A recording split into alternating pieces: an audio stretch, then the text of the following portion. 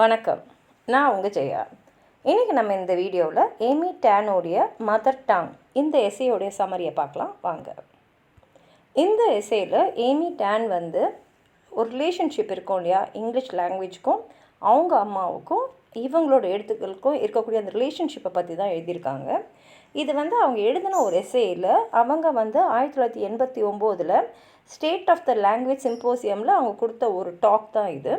இதை பிற்பாடு 1990 தான் 1990 3 penny ரிவ்யூ வந்து இதை பப்ளிஷ் பண்ணாங்க. அதுலேருந்தே பார்த்திங்கன்னா மதர் டங்குன்ற இந்த எஸ்ஸேக்கு நிறைய அவார்ட்ஸும் ஹானர்ஸும் கிடச்சிருக்கு. இந்த எஸ்ஸேவை வந்து நம்ம 3 செக்ஷன்ஸாக பிரிச்சுக்கலாம். இதில் ஃபஸ்ட்டு செக்ஷனில் பார்த்திங்கன்னா அவங்களுக்கு தெரிஞ்ச விதவிதமான இங்கிலீஷ், அதுதான் அவங்க இங்கிலீஷஸ்ன்றாங்க. அதாவது இங்கிலீஷ்ன்றது ஒரு மொழி தான், ஆனால் அதை பன்முகத்தன்மையில் அவங்க வந்து வாழ்க்கை முழுக்க பார்த்துருக்காங்க. அந்த ரிலேஷன்ஷிப்பை பற்றி தான் அவங்க எழுதுகிறாங்க. செகண்ட் செக்ஷன் போகிறது எப்படின்னா, அவங்க அம்மா எப்படி இங்கிலீஷ் பேசுவாங்க, அதுதான் மதர்ஸ் இங்கிலீஷ் அப்படின்றாங்க. அவங்க அம்மா வந்து ஒரு சைனீஸு. அவங்க அம்மா பேசுகிற இங்கிலீஷுக்கும் அவங்களுடைய மதர் டங், அதாவது அவங்களுடைய தாய்மொழிக்கும் இருக்கக்கூடிய அந்த டிஸ்கிரிப்ஷன்ஸை வச்சு அவங்க செகண்ட் பார்ட்டுக்கு போகிறாங்க. அது மாத்திரம் இல்லாமல் இந்த தாய்மொழியும் அவங்க அம்மாவுடைய ஆங்கிலம் பேசுகிற விதமும் அவங்கள எப்படி வந்து ஒரு தாக்கத்தை அவங்க மேலே ஏற்படுத்துச்சு. ஏன்னா அவங்க அம்மா வந்து சைனாலேருந்து வந்தாலும் அவங்க வந்து அவங்க மகள் வந்து பர்ஃபெக்டாக இங்கிலீஷ் பேசணுன்றதுல ரொம்ப கருத்தாக இருந்தாங்க. அதுதான் அவங்க இங்கே வெளிப்படுத்துகிறாங்க. அடுத்த ஃபைனல் செக்ஷனில் பார்த்திங்கன்னா அவங்க அம்மாவோடைய இங்கிலீஷ்க்கும் டேன் அவங்க வந்து பேசுகிற இங்கிலீஷ்க்கும் அவங்க எழுதுகிற இங்கிலீஷ்க்கும் அவங்களுடைய கேரியருக்கும் இருக்கக்கூடிய தொடர்புகளை தான் அவங்க இங்கே வந்து கனெக்ட் பண்ணி எழுதியிருக்காங்க. முதல் செக்ஷனில் பார்த்திங்கன்னா அவங்க தன்னை முதல்ல ஒரு எழுத்தாளராக, ஒரு மொழியை வந்து ரொம்ப விரும்புகிறவங்களா அவங்க வந்து தன்னை தானே சொல்லிக்கிறாங்க. அதுக்கப்புறம் அவங்க வந்து சொல்கிறாங்க, நான் வந்து ஆங்கிலத்தை ஒரே மாதிரியாக பார்க்கல. ஆங்கிலன்றது ஒரே மொழி தான், ஒரு வார்த்தைக்கும் அதே அர்த்தம்தான். ஆனால் அதோடைய பன்முகத்தன்மையை தான் அவங்க கொண்டு வராங்க.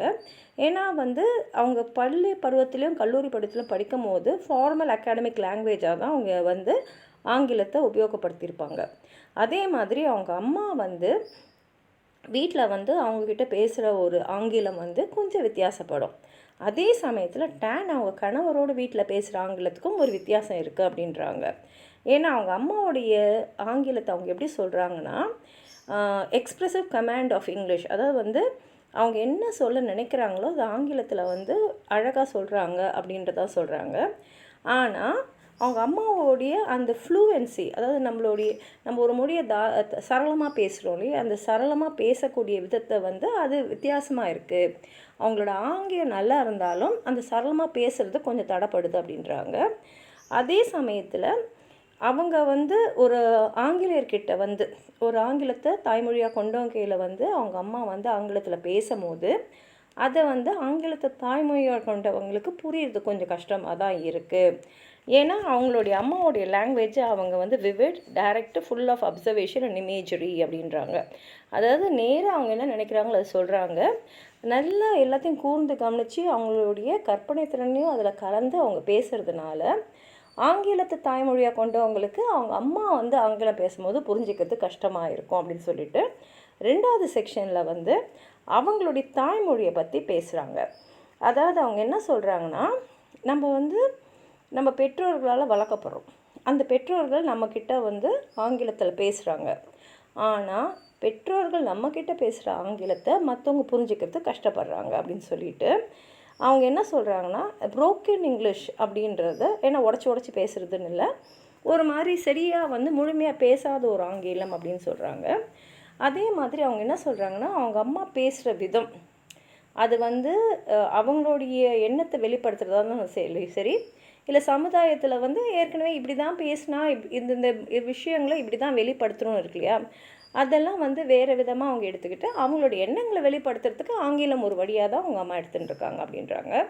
அதே மாதிரி கடைசி செக்ஷனில் வந்து அவங்க என்ன சொல்கிறாங்கன்னா, எப்படி வந்து அவங்க அம்மாவால் ஏன்னா அவங்க அம்மா வந்து ஒரு சைனீஸு, ஆனால் ஆங்கிலம் பேசுவாங்க. அதுக்கப்புறம் அவங்க சுற்றி இருக்கிற மற்றவங்களாம் வந்து ஆங்கிலத்தை தாய்மொழியாக கொண்டவங்க.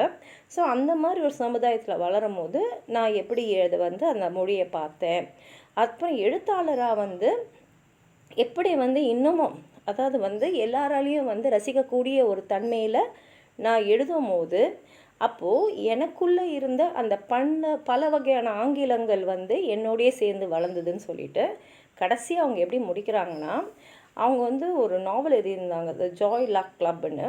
அது வந்து அவங்களோட ரொம்ப ஃபேமஸான ஒரு நாவல். அதை பற்றி அவங்க அம்மா வந்து சொல்லும்போது என்ன சொன்னாங்கன்னா, ஸோ ஈஸி டு ரீட், ரொம்ப ஈஸியாக இருந்தது படிக்கிறதுக்கு, எளிமையாக இருந்தது படிக்கிறதுக்குன்னு சொன்னாங்க அப்படின்னு சொல்லிட்டு இந்த எஸ்ஸேவை வந்து அவங்க முடிச்சிருக்காங்க. உங்களுக்கு ஏதாவது சொல்லணும்னு நினச்சிங்கன்னா கீழே இருக்கிற கமெண்ட் பாக்ஸில் எழுதுங்க. இந்த வீடியோவை லைக் பண்ணுங்கள், உங்கள் ஃப்ரெண்ட்ஸோடு ஷேர் பண்ணுங்கள். சப்ஸ்கிரைப் பண்ணாதவங்களாம் ப்ளீஸ் சப்ஸ்கிரைப் பண்ணி சப்போர்ட் பண்ணுங்கள். நன்றி.